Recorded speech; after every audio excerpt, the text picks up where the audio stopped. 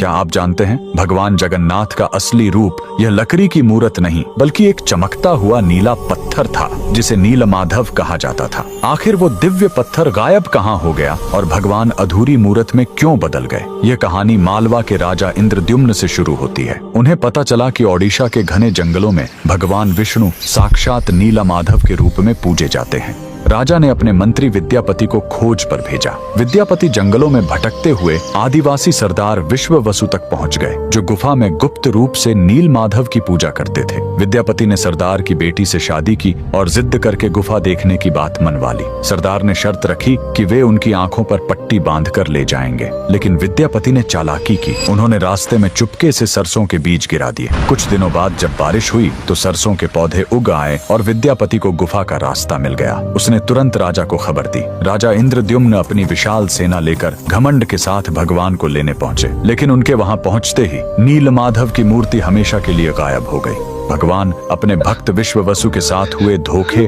और राजा के घमंड से नाराज थे। राजा ने रोकर माफी मांगी और अन्न जल त्याग दिया। तब आकाशवाणी हुई, मैं अब उस पत्थर के रूप में नहीं मिलूंगा, अब मैं समुद्र तट पर एक लकड़ी के लट्ठे के रूप में आऊंगा। कुछ समय बाद पुरी के समुद्र तट पर एक विशाल अद्भुत लकड़ी का लट्ठा तैरता हुआ आया। राजा समझ गए कि यही भगवान का नया रूप है। उन्होंने तुरंत आदेश दिया कि इस पवित्र लकड़ी से भगवान की मूर्ति बनाई जाए, लेकिन समस्या यह हुई कि वह कोई साधारण लकड़ी नहीं थी। जैसे ही राज्य के बड़े बड़े कारीगर उस पर छेनी हथौड़ा चलाते, उनके औजार ही टूटकर बिखर जाते। उस दिव्य लकड़ी पर खरोंच तक नहीं आ रही थी। तब स्वयं भगवान विश्वकर्मा एक बूढ़े शिल्पकार के रूप में आए। उन्होंने कहा, मैं इससे मूर्ति बनाऊंगा, लेकिन मेरी एक शर्त है, 21 दिनों तक कमरा बंद रहेगा। अगर बीच में दरवाजा खुला तो मैं काम छोड़कर चला जाऊंगा। राजा मान गए। 15 दिनों तक अंदर से छेनी चलने की आवाज आती रही, लेकिन फिर सब एकदम शांत हो गया। रानी गुंडिचा को लगा कि बूढ़ा शिल्पकार शायद अंदर मर गया है।